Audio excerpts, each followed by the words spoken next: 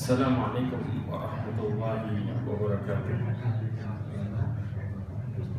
Innal hamdalillah nahmaduhu wa nasta'inuhu wa nastaghfiruhu wa nastahdiih. Wa na'udzu billahi min shururi anfusina wa min sayyiati a'malina. May yahdihillahu fahuwal muhtadi wa may yudlil falan tajida lahu waliyyan mursyida. Asyhadu an la ilaha illallah wahdahu la syarika lah wa asyhadu anna Muhammadan abduhu wa rasuluh. Ballagha risalah wa adal amanah wa nasaha al-ummah wa tarakaha ala mahajjatil bayda lailuha kanahariha la yazighu anha illa halik. Amma ba'd. Ma'asyiral mu'minin rahimani wa rahimakumullah jami'an. Alhamdulillah, kita bersyukur kepada Allah Azza wa Jalla yang memberikan kita kesempatan menjalankan kehidupan ini dengan ketaatan kepada Allah Subhanahu wa Ta'ala. Karena Rasulullah SAW menjelaskan tentang orang mukmin yang baik itu man tala umruhu wa hasuna amal. Kata Rasulullah dalam hadisnya, barang siapa yang panjang umurnya dan amalnya baik, itulah orang yang baik.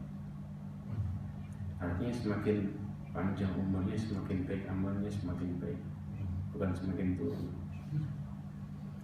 Salawat dan salam kepada Nabi Muhammad sallallahu alaihi wasallam, khairul anbiya'i wal mursalin, sebaik-baik Nabi dan sebaik-baik Rasul. Ma'asyiral mu'minin rahimani wa rahimakumullah. Insyaallah Ramadan sudah tinggal hitungan hari. Sebentar lagi kita akan menunggu Ramadan.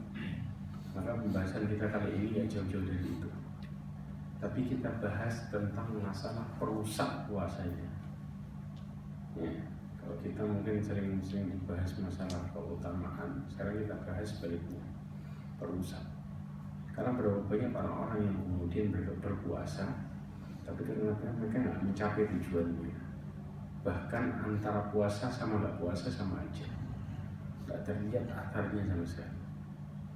Kenapa ini bisa terjadi? Nah, kita akan bahas pelan-pelan. Ada 5 hal yang kadang-kadang disepelekan di dalam puasa. Hal yang pertama, terkadang seseorang menjalankan ibadah tanpa ilmu, ini yang bahaya.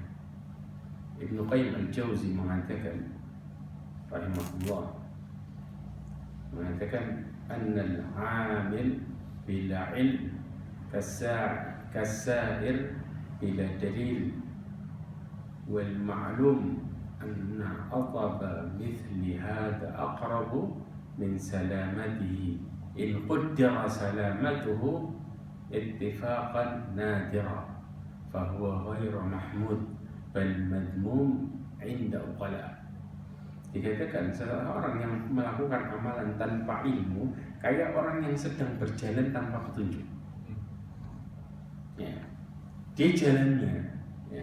Bahkan sudah diketahui, sudah dimaklumi anna ataba mithli hadza aqrabu min salamatihi, bahwa sesungguhnya orang yang rusak, ya, karena berjalan tanpa penuntun tadi itu dia akan mendapatkan kesulitan, ya, dari keselamatannya. Jadi susah untuk selamat. Kalau seandainya wa in qaddara ala salamati, ya, kalau seandainya dia bisa selamat tuh ittifaqan nadiran, jarang sekali, jarang. Fahuwa ghairu mahmud, kalau toh dia selamat, dia nggak bakal sebagai orang yang terpuji, paham ya? Tapi dia dalam posisi sebagai orang-orang yang tercela, dan ini adalah disepakati menurut orang-orang yang berakal, karena bukan sesuatu yang baik. Artinya banyak hal yang membahayakan. Makanya ya ikhwah, berapa banyak orang-orang yang berpuasa, mereka bimbang sama puasanya karena sekedar katanya, Pak, saya kan cuma ikut. dan yang nggak enak. Ya, cuma ikut itu. Kemudian Syekhul Islam Ibnu Taimiyah mengatakan, man faraqad dalil dhalla as-sabil wala dalila illa bima jaa bihi rasul. Dikatakan siapa yang terpisah dari penuntun jalannya, maka dia pasti akan tersesat. Ya, tidak ada penuntun yang terbaik ya bagi kita selain mengikuti ajaran Rasulullah SAW. Ya. Dan inilah yang harus kita lakukan. Makanya kenapa sebelum kita masuk Ramadan belajar masalah puasa. Karena banyak sekali seorang yang terkadang tercengang, ternyata nggak boleh itu. Ternyata ini boleh setelah belajar. Ya.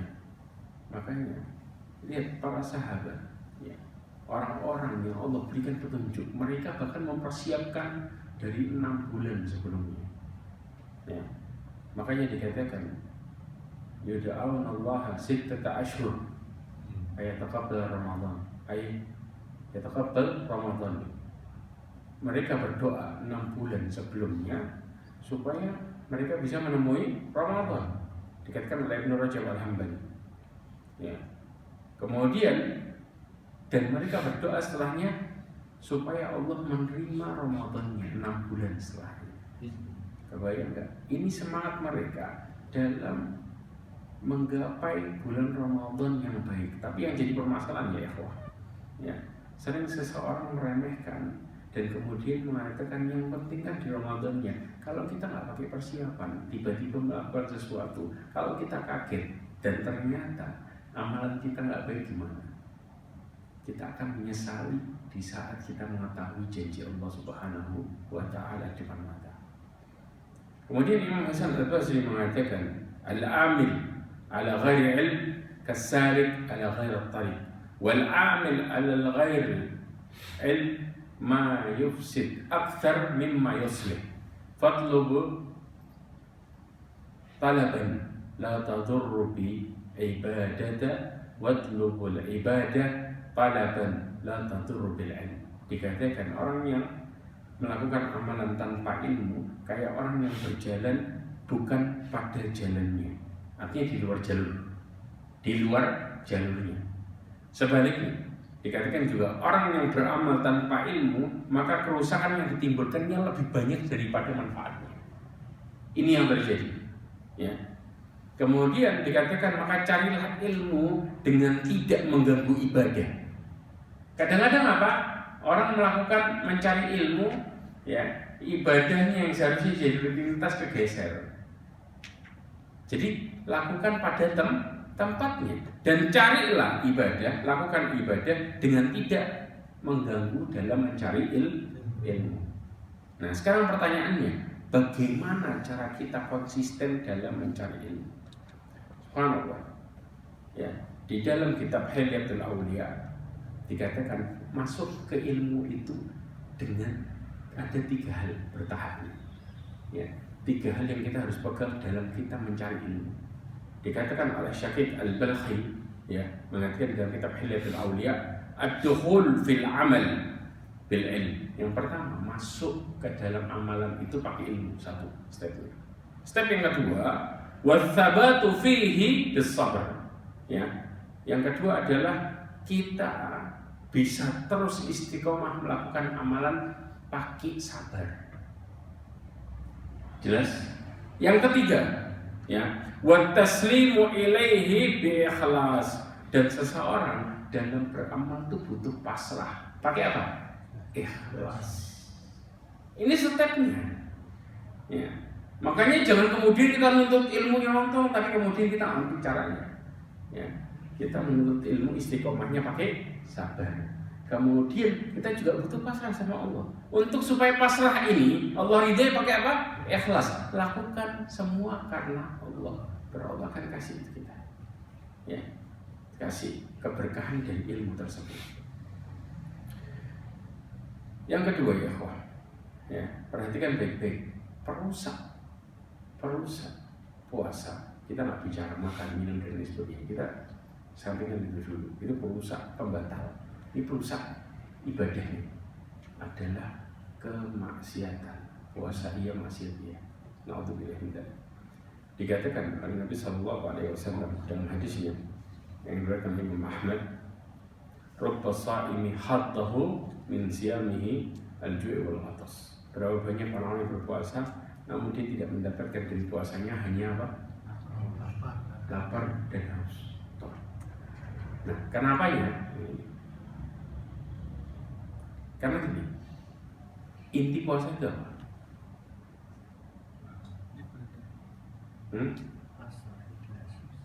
Inti puasa apa? Menahan haus. Ya. Karena Allah SWT mengatakan hasil dari puasa harusnya menjadikan seseorang apa? La'allakum tattaqun. Harusnya. Tapi kalau kamu puasa, iya, maksiat iya, ininya nggak ada, menahan hawa nafsunya nggak ada. Makanya dikatakan menghindari atau menjauhi dalam perkara puasa itu ada dua sisi. Yang kita kenal cuma satu, yang satu diabaikan. Sisi apa? Yang pertama sisi pembatal. Kita paham nih pembatal. Apa aja? Makan, minum, atau sesuatu yang semisalnya. Sesuatu yang semisalnya tahu. Seperti apa? Memasukkan penguat, ya, vitamin. Boleh nggak? Nggak boleh. Ini diibaratkan oleh para ulama adalah perkara seperti perkara makan. Ya, tapi kalau obat yang bukan sebagai penguat nggak ada masalah. Ya, kemudian juga di antara pembatal dan hadis Rasulullah sebutkan yaitu muntah dengan sengaja. Ya, maka ini juga perkara yang tidak boleh. Ya. Kemudian masalah suami istri. Tapi yang kedua yang kita lalaikan yaitu perusak pahalanya. Apa itu? Maksiat secara umum. Saya sebutin di antaranya Rasulullah SAW mengatakan man lam yada' qaula zur. Di antaranya barang siapa yang tidak mau meninggalkan perkataan dusta wa amal bihi dan melakukan amal dengannya, bahkan mereka melakukan amal di tengah puasa, iya, kemudian bohong, iya, naudzubillah. Falaisa lillahi hajatan fi ayyada ta'amahu wa sarabah. Maka Allah enggak butuh seseorang meninggalkan makanan dan minumnya. Allah enggak butuh sama dia ketika dia meninggalkan makan dan minumnya. Hadis riwayat Bukhari. Kemudian satu lagi, Rasulullah SAW juga mengatakan laisa siyam min akli wasyurb. Inti puasa itu bukan menjauhi makan dan minum. Enggak.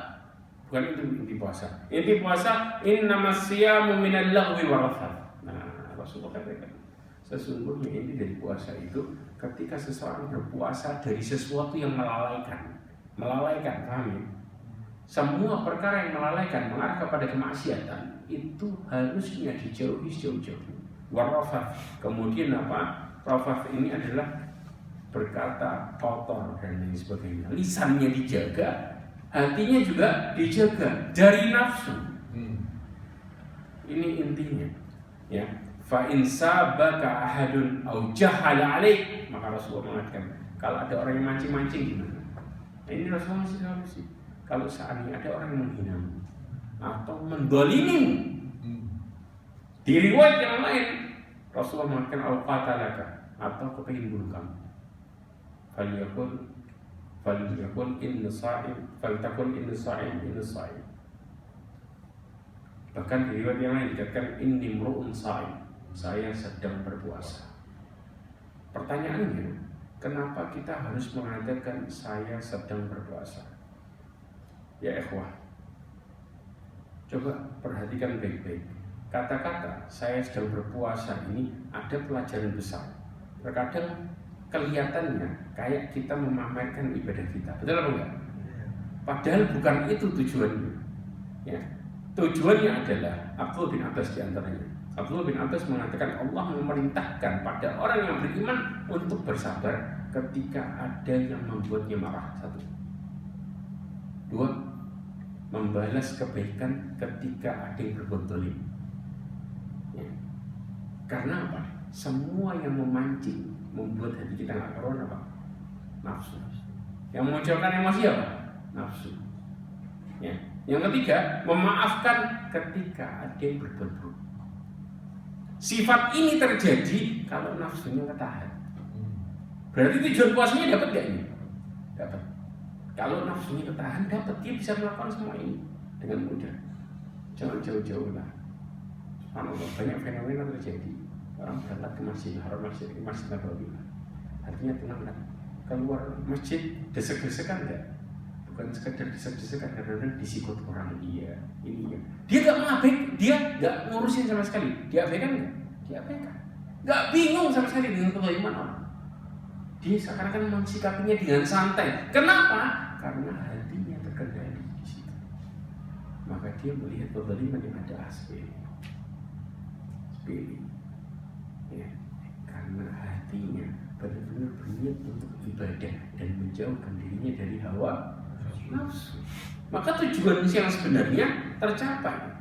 Ya, jika setiap hamba melakukan semacam ini, kata Abdullah bin Abbas, Allah akan melindunginya dari gangguan setan dan akan menundukkan musuh-musuhnya.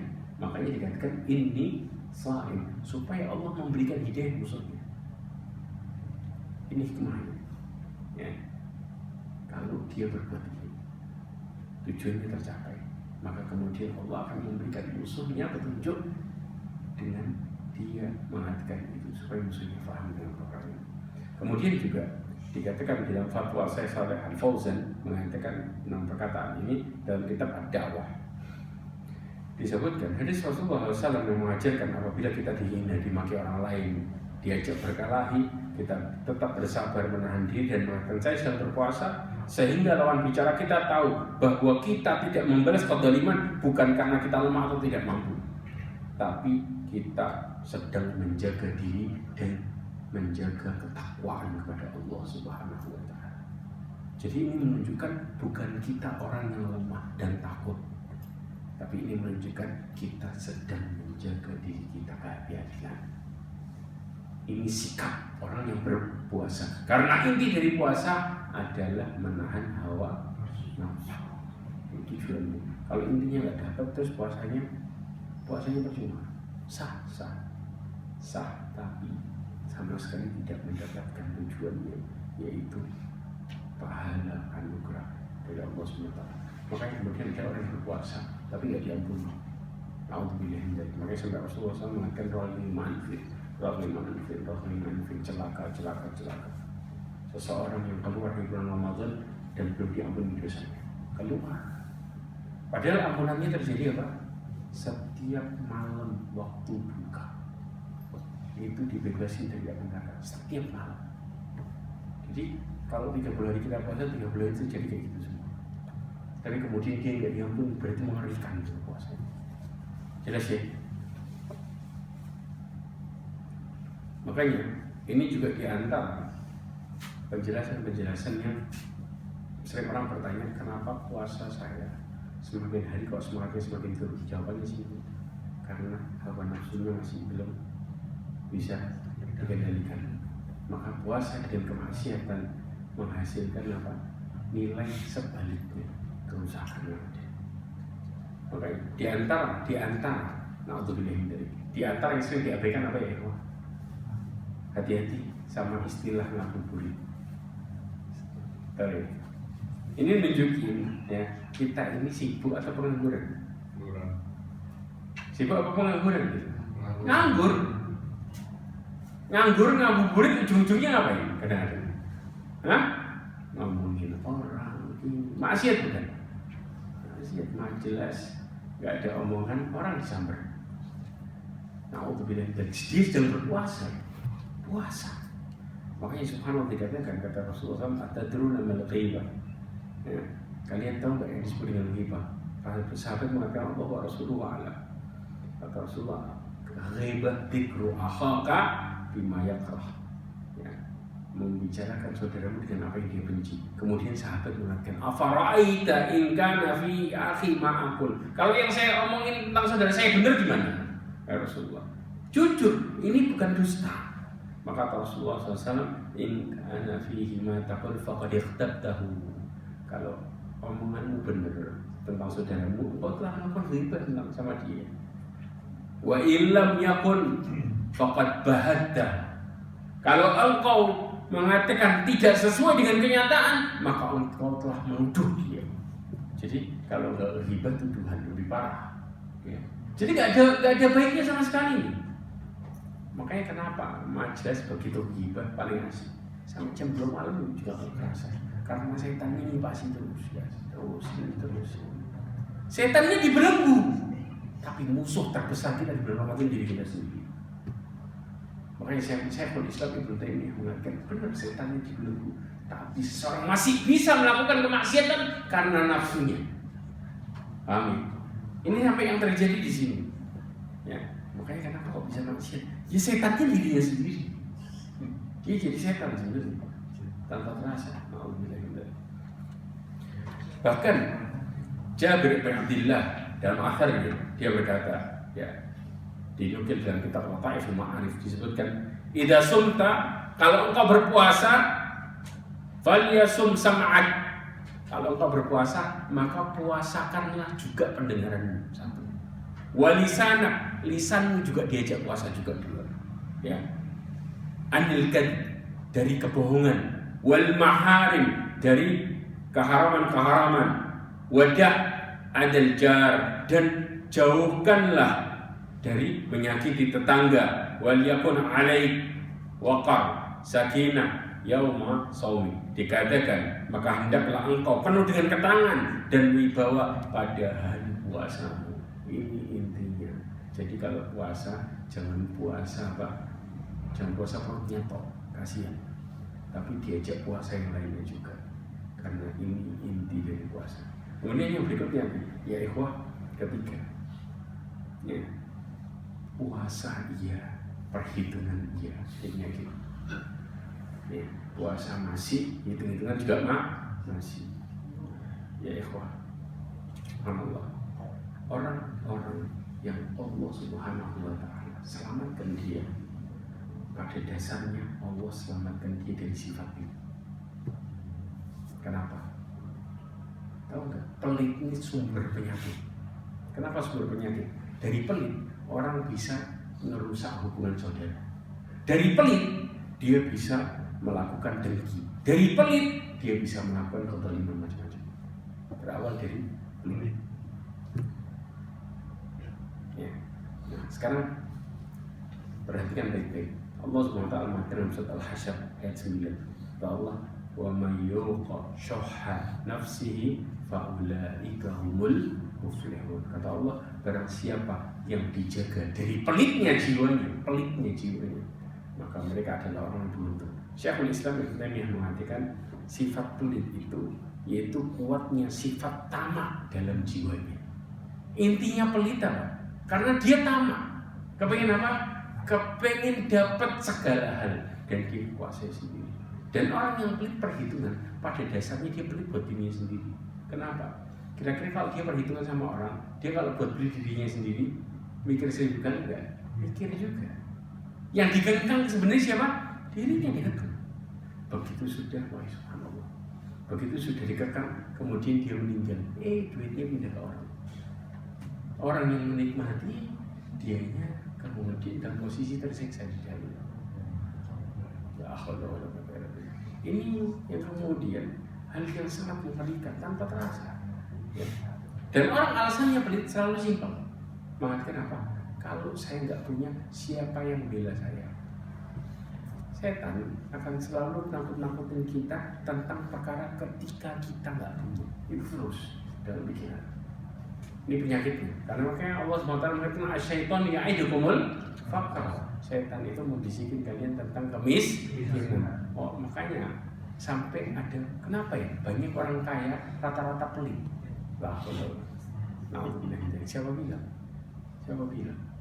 Banyak orang yang kaya, mereka semakin berkah hartanya bukan karena pelit. Mereka justru banyak keluar, banyak masuk. Betul enggak? Makanya kenapa orang dulu ya hidupnya lebih luar biasa dari yang sekarang. Dulu banyak ninggalin warisan nggak? Apa banyak utang? Banyak warisan. Karena hidup mereka simpel. Orang semakin hidupnya simpel, semakin mereka akan mendapatkan apa? Keberkahan dan jauh dari rasa ini. Yaitu apa? Orang dulu yang penting bisa makan bersyukur sama Allah. Bisa makan bersyukur. Maka mereka punya banyak anak sekalipun nggak takut. Kenapa? Karena mereka bisa makan juga. Orang sekarang syaratnya ribet. Belum di mobil, di rumahnya harus gini. Terus akhirnya apa? Dipaksakan dirinya ngutang. Akhirnya Allah ambil keberkahannya karena ngutangnya dengan riba. Inilah penyakitnya. Berawal dari apa? Mereka mulai perhitungan. Dan mereka mulai merupakan siapa yang memberikan rizkinya. Makanya wa ya'murukum bil fahsya. Setan menyuruh kalian untuk maksiat. Itu ujungnya atau tujuan utamanya kenapa dibisikin tentang masalah kemiskinan dan kikir. Ya. Makanya kemudian juga Syekhul Islam Taimiyah mengatakan melahirkan dari sifat pelit itu menahan apa yang menjadi kewajibannya. Ya ikhwah, kewajiban di sini bukan sekedar masalah harta, tapi kewajiban masalah ibadah. Contoh, orang kalau sudah pelit, ya lama-lama ketika ayo sholat, kalau saya sholat dapat apa? Terjadi nggak? Ya. Kalau saya sedekah nanti baliknya gimana? Terjadi. Ya. Terus dia akan berpikir saya berikan sesuatu harus ada timbal balik. Maka dia mengatakan yang saya tolong adalah orang yang baik sama saya. Ini pelit modelnya. Makanya orang yang pelit mereka melakukan apa? Melakukan ketaatannya dengan cara apa? Nadar. Tahu nadar? Ya. Kalau saya dapat ini, saya akan melakukan ini. Nunggu dikasih dulu baru nanti. Padahal nadar itu makruh hukumnya. Sedangkan menunaikannya wajib. Dan nadar itu adalah model yang pelit. Na'udzubillah min dzalik. Kemudian juga melahirkan kezaliman dengan mengambil harta orang lain. Kebayang kan? Jadi tidak terasa zalimnya kemana-mana. Kemudian melahirkan putusnya hubungan silaturahim. Ya. Dan melahirkan sifat dengki. Makanya Rasulullah SAW mengatakan dalam hadisnya yang diriwayatkan oleh Imam Tirmidzi, "Inna fil jannati ghurafan tura dhuhuruha min butuniha wa butunuha min dhuhuriha." Dikatakan sesungguhnya di surga itu ada sebuah kamar, ya, yang kamar itu terlihat dari luar dan dari luar bagaimana dalamnya, dan dari dalam kelihatan bagaimana luarnya. Itu bagaimana kamarnya luar biasa. Faqama Arabi faqala liman hiya ya Rasulullah. Maka kemudian orang Badui bertanya, untuk siapa itu ya Rasulullah? Apa kata Rasulullah? Liman atabal kalam. Barang siapa yang mereka memperbaiki perkataannya, berkata baik. Kemudian wa'at'ama ta'am, dan memberikan makan. Wa'adama siyam, dan senantiasa berpuasa. Wa shalla lillahi bil-laili wan nasu niyam, dan salat di malam hari ketika orang sedang tidur. Ya, bahkan di riwayat yang lain, wa shallu bil-laili wan nasu niyam, fadkhul jannata bisalam. Lu akan masuk surga dalam kondisi selamat dengan mudah. Ya. Dan ciri-ciri ini ya, gak akan pernah terjadi bagi orang yang perhitungan. Mereka ketika berhitungan dengan harta, otomatis mereka akan berhitungan dengan Allah SWT. Na'udzubillah min dzalik. Padahal ma'asyiral mu'minin rahimani wa rahimakumullah.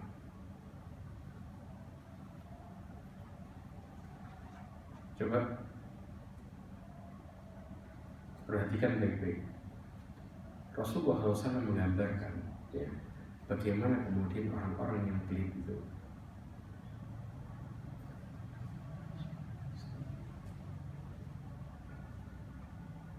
sebagaimana. Nah, dalam hadis Abu Hurairah radhiyallahu anhu ya, yang diriwayatkan oleh Imam Bukhari dan Muslim dalam Sahih, kata Rasulullah, "Matsalul bakhil wal mutasaddiq." Permisalan orang-orang yang pelit dan orang-orang yang bersedekah, kamathal rajulain alaihi majubatan min hadid. Seperti orang yang dua laki-laki yang memakai jubah pakaian dari besi. Besi ini ya, ini kalau sudah seret gimana? Bisa diorak besi. Jelas ya? Kemudian qad ittarrat aydihima ila thutiyihima, dikatakan wa taraqihima. Apa? Besi itu mengangkat keduanya, ya, dengan terpaksa kedua tangannya terbelenggu perlipat ke dadanya, seperti ini posisinya. Saking seratnya besi. Paham ya? Ya. Orang besi kalau dipakainya seret kayak gini, ya, bisa gerak nggak kita tangan kita? Enggak. Ya. Kemudian faja'al mutasaddiq. Itu besi kan orangnya seret. Ya. Orang yang bersedekah, ahli bersedekah, kullama tasaddaqa bi sadaqatin imbasata anhu. Maka pakaiannya tadi semakin lebar. Kayak orang yang bersedekah senang, maka dia apa? Dadanya kayak orang bisa bernapas. Kalau besi tadi kemudian seret, kira-kira bisa bernapas dengan baik? Nggak bisa. Awalnya nggak bisa. Sama-sama pakaiannya modelnya kayak gitu. Tapi begitu mulai bersedekah mulai lega, senang. Itu modelnya. Hatta taghsha anamilahu wa ta'fu atharah. Sampai ya, besi tadi longgar sampai ke ujung kakinya dan menutupi bekas jalannya. Tahu maksudnya apa? Besi itu longgar sampai nutupin kakinya semuanya. Lengket. Ya. Itu besinya. Ada ulama yang mentafsirkan hadis ini mengatakan begitu tuh longgar besinya dikatakan sampai Allah menutupi semua aibnya. Jadi sekali aibnya semua ditutupi karena hadis ini mengatakan baju itu melebar sampai kakinya, sampai bekas jalannya ditutupi. Jelas? Sedangkan orang yang beli, ya, wajah al-bakhil kullama hamma bisadaqatin qalasat, dan menjadikan orang yang pelit setiap hamma, atau hamma yang beringin, keinginan, ya, mereka untuk bersedekah bajunya mengkeret, tambah nyesek, begitu ngasih, subhanallah, orang yang dikasih itu tambah nyesek, ya Allah, ya. Terus orang yang dikasih tidurnya dia nggak bisa tidur, terjadi kan? Ya. Terus dikatakan juga wa akhadat kullu khalqatin bimakaniha, dan setiap baju besi itu tetap di tempatnya dan tidak melebar sama sekali. Tambah mengkeret, tambah tetap posisinya, tetap nyesek, tambah susah. Berarti apa? Keberkahannya nggak dapat, sakit hatinya dia. Tambah kepikiran, kalau gitu orang yang bersedekah model kayak gini, 1 dikurangi 1 sama dengan 0. Kalau yang tadi ahli sedekah, 1 dikurangi 1 sama dengan 10 lebih. Paham ya? Ini terjadi, dan inilah yang Allah berikan kepada mereka. Makanya apalagi di bulan Ramadan kayak di Saudi itu, ya subhanallah, orang yang nggak biasa sedekah di malam 27 Ramadan, karena ada agama di Rasulullah menjelaskan tentang masalah di antaranya itu di Lailatul Qadar, maka mereka yang beli jadi lemah. Kadang keluar ke restoran bawa uang segepok bayarin orang, ya, karena mereka mengerti benar bagaimana keutamaan, mereka sadar benar. Makanya Islam itu menjadikan seseorang menjadi yakin terhadap apa yang Allah berikan kepada hambanya, ya. Dan ini terjadi dengan mudahnya orang berbuat baik di bulan Ramadan karena faham. Makanya saya lanjutkan lagi. Di antara perusahaan, ya, padahal di bulan Ramadan dikatakan oleh Abu Bakar Ibn Maryam, dikatakan oleh gurunya, ketika tiba bulan Ramadan bersemangatlah untuk bersedekah, karena bersedekah di bulan Ramadan lebih berlipat pahalanya dibanding orang yang bersedekah di bulan Ramadan. Seperti seorang yang bersedekah di jalan Allah Subhanahu wa taala. Dan orang yang bertasbih di bulan Ramadan lebih afdol daripada 1000 bacaan di luar bulan Ramadan. Kemudian Ibrahim An-Nakhai menyebutkan bahwa puasa sehari di bulan Ramadan lebih afdal daripada sepuasa 1000 hari di bulan yang lain. Ya. Kemudian bertasbih, membaca subhanallah di bulan Ramadan lebih afdal daripada bertasbih 1000 kali di bulan yang lain. Kemudian pahala 1 rakaat di bulan Ramadan lebih afdal daripada 1000 rakaat di bulan yang lain. Yang keempat, ya kondisinya yang merusak adalah puasa iya, sholat enggak. Ada? Banyak. Ya, kadang-kadang jangankan jamaah. Ya, sholat 5 waktunya, subuhnya enggak, tarawihnya iya. Subhanallah. Nah, ini lebih ngeri lagi. Subuh enggak, tarawih ikut. Ya. Anda bisa bayangin ya. Syekhul Islam, Syekh Muhammad bin Shalih Al-Utsaimin ditanya dalam fatwanya, apa hukumnya orang yang berpuasa namun meninggalkan salat? Tahu apa jawaban Syekh Utsaimin? Syekh Utsaimin mengatakan puasa yang dilakukan orang yang meninggalkan salat tidaklah diterima, karena orang yang meninggalkan salat berarti kafir dan murtad.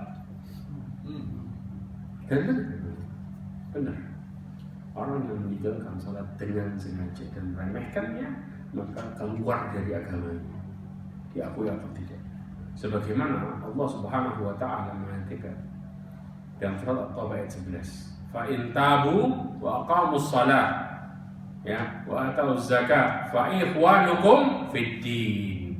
Kalau mereka bertobat, kemudian mendirikan salat, menunaikan zakat, maka saudara kalian dalam agama. Saudara kalian. Berarti orang yang meninggalkan salat saudara kita bukan? Bukan. Na'udzubillah min dzalik. Bahkan masalah seorang yang menikah, kemudian pasangan yang meninggalkan salat, maka dia harus lepasin pasangannya. Ketika pasangan tidak bisa dinasihatin SAW. Kenapa? Kan dia keluar dari agama. Ya. Makanya Allah mengatakan perkara ini, ya. Kemudian menufassil ayati liqaumin ya'lamun. Kemudian Rasulullah SAW mengatakan, bainar rajul wa bainasy syirk wal kufr tarkus shalah. Ya, pembatas antara seorang rajul di sini seorang muslim, kemudian dengan seorang yang melakukan kesyirikan dan kekafiran adalah meninggalkan sholat. Batasannya di situ. Kalau mereka melakukan sholat, muslim. Meninggalkan sholat masuk ke dalam mana? Orang yang syirik dan kafir. Ya, hadis ini diriwayatkan oleh Imam Muslim. Syekh Utsaimin, ya, di dalam Fatwa Wasail Ibnu Utsaimin jelaskan, kami katakan salatlah kemudian tunaikan puasa. Adapun jika engkau berpuasa namun tidak salat, maka amal puasamu akan tertolak, karena orang kafir tidak diterima ibadah darinya. Orang kafir. Ya, jelas. Yang kelima, salat iya tapi kayak balapan. Ancamannya mau Rasulullah SAW mengatakan yang paling utama adalah afdhalus shalah tulul qunut. Dalam riwayat Muslim dikatakan salat yang terbaik sebaik salat adalah yang lama berdirinya. Yang lama berdirinya, bukan cepat speednya. Tidak ada. Ya, makanya Abu Hurairah radhiyallahu anhu mengatakan dalam asarnya diriwayatkan oleh Bukhari dan Muslim, annahu naha ayusalli ar-rajul mukhtasira, bahwa Nabi SAW melarang seseorang salat mukhtasira. Ibnu Hajar mengatakan istilah mukhtasir di sini adalah tidak ada tumakninah, membaca surat rukuk dan sujudnya tidak ada tumakninah sama sekali, pendek, cepat-cepat. Jelas ya? Ini tidak dikatakan di dalam syarh Bulughul Maram. Ya, mukhtasir nggak ada, hilangnya tumakninah, otomatis batal sholatnya. Makanya kalau kita sholat kemudian speed imamnya cepat, lebih baik mundur daripada sholat kita sia-sia. Akan cari ke situ ini. Ya, Ustaz kan kita harus tarawih. Kalau 21 pelan-pelan, kita mau cari pahala, mau cari itu Allah atau cari yang penting sholat. Kalau yang penting sholat tidak diterima gimana? Capek, percuma. Ya. Kemudian Rasulullah SAW mengatakan, aswa'un nas sariqatan alladhi yasriqu min salatihi. Orang yang paling buruk, ya, pencuri terburuk adalah orang yang nyuri sholatnya sendiri. Jadi copet sholatnya sendiri. Kebayang nggak? Ya. Kemudian kalau ya Rasulullah, kaifa yasriqu min salatihi? Mereka tanya, wahai Rasulullah, bagaimana dia bisa mencuri dari sholatnya sendiri? Kata Rasulullah, la yatimmu ruku'aha wa la sujudaha. Dia tidak menyempurnakan rukuk dan sujudnya. Itu nyuri sholatnya sendiri. Ya, hadis ini diriwayatkan oleh Imam Ahmad. dan dinilai oleh Syekh Al-Albani. Kemudian inti tumanina di dalam fiqh sunnah, Said Sabiq mengatakan tumanina itu diam sejenak setelah semua anggota tubuhnya tepat di posisinya, ya, tulangnya sudah tenang, kemudian diam sejenak, itu tumanina. Ini tulangnya belum tenang kemudian berat, nggak ada tumanina sama sekali, ya. Kemudian para ulama memberikan batasan minimal dengan waktu yang cukup untuk membaca tasbih 1 kali. Jadi diamnya itu kalau kita bisa baca tasbih 1 kali, itu tumanina. Diamnya. Paham ya? Nah. Kemudian yang lebih mengerikan lagi, naudzubillah min dzalik. Rasulullah SAW menjelaskan dari hadis dari Abu Hurairah radhiyallahu anhu, ya, dan dari sini dinilai hasan dari Imam Al-Albani. Dikatakan inna rajul la yusalli 60 sanah wa ma taqabbalallahu lahu salat. Dikatakan wa ma taqabbalallahu lahu salat. Dikatakan sesungguhnya seseorang salat 60 tahun tidak ada satu salat pun yang diterima. 60 tahun. 60 tahun dihitungnya dari mana? Dari lahir? Enggak. Dihitung dari dimulai balik. Berarti umurnya dia berapa? 15 tambah 60, 75. Satu salatnya pun tidak ada yang status yang sah. Kira-kira apa? Rasulullah mengatakan la'allahu yutimma ruku'ahu wa lam yutimma sujudah. Yutimma sujudahu wa lam yutimma ruku'ahu. Ya, kata Rasulullah SAW, namun di sini bisa jadi rukuknya sempurna, tapi sujudnya nggak sempurna. Sebaliknya, sujudnya sempurna, tapi rukuknya nggak sempurna. Jadi salah satu nggak sempurna salatnya batal. Kebayang kondisinya. Ini penyebab 60 tahun salatnya nggak terima satu pun. Ya. Kemudian juga Rasulullah SAW mengatakan hadis yang lain. Rasulullah SAW di ashabihi, thumma jalasa fi ta'ifatin minhum. Rasulullah SAW bersama para sahabatnya, kemudian Rasulullah duduk bersama mereka, sekelompok mereka. Ya. Setelah itu apa? Fadakhala rajul faqama yusalli. Kemudian seseorang masuk, kemudian dia salat. Faja'ala yarka wa yanquru fi sujudihi. Dia apa? Orang ini ruku, ya, dan menjadikan kayak rukuknya dan sujudnya itu dengan cara mematuk, mematuk. Setelah itu Rasulullah SAW mengatakan ataruna hadza. Kalian tahu tidak ini? Man mata ala hadza mata ala ghairi millati Muhammad. Barang siapa yang meninggal sholatnya dengan cara ini, maka dia bukan dari golongannya, agamanya Muhammad. Kebayang cara Rasulullah ngaji. Terus orang model sholatnya kayak gini, dia tidak termasuk dari golongan agamanya Rasulullah SAW. Kalau saya kayak gitu, jangan pernah bicara syafaat. Terus juga wa yanquru salatahu kama yanquru al-ghurab ad-dam. Ya, dia mematuk di dalam salatnya sebagaimana burung gagak mematuk darah. Cepat. Ini kadang-kadang ada orang yang melakukan ini, mengatakan apa? Ada di dalam kitab. Siapa yang ngajari? Kalau seandainya perkataan seseorang siapapun itu menghilafi apa yang dikatakan oleh Rasulullah, tentunya semua batal. Gak bisa. Dia mengikuti sebuah kitab yang ternyata Rasulullah mengatakan di luar kitab. Ya, maka otomatis siapapun yang mengatakan, walaupun orang mengatakan alim, tapi satu pendapatnya saja bertentangan dengan pendapatnya Rasulullah, otomatis batal perkataannya. Walaupun 1000 perkataannya benar, betul enggak? Ini jelas. Ya, kalau kita nggak mengikuti Rasulullah, ini yang makar yang mengerikan. Makanya Rasulullah SAW sampai kemudian mengancam mereka dengan ancaman yang seperti ini. Sampai kemudian Rasulullah mengatakan, inna mamathalul ladina yarka wa yanquru fi sujudihi. Sesungguhnya seorang yang rukuk kemudian mematuk di sujudnya, kal ja'i la yakul illa tamrata wa tamratain. Seperti orang yang lapar, enggak makan kecuali 1-2 kurma. Gimana rasanya? Begitu. Betul enggak? Dia bisa nyelesain laparnya, makan cuma 2 biji. Bisa selesai enggak? Enggak dapat apa-apa. Persis Rasulullah mengatakan, fama ada tughniyan anhu. maka tidak akan pernah apa?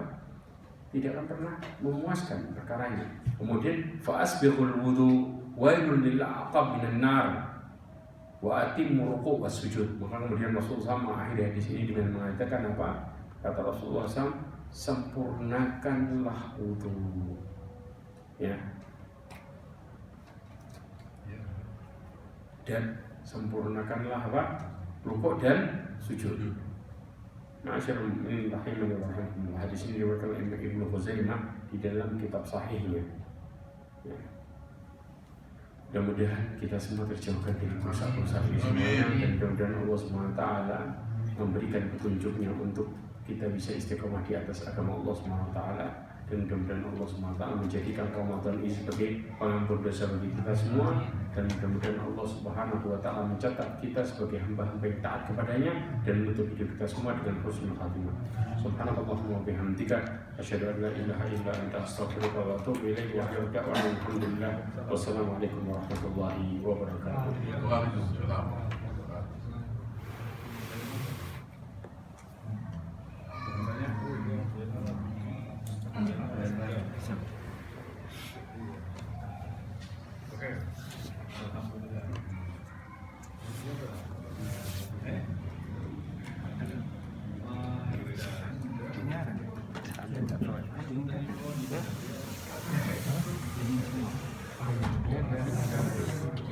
Allahu Akbar, Allah.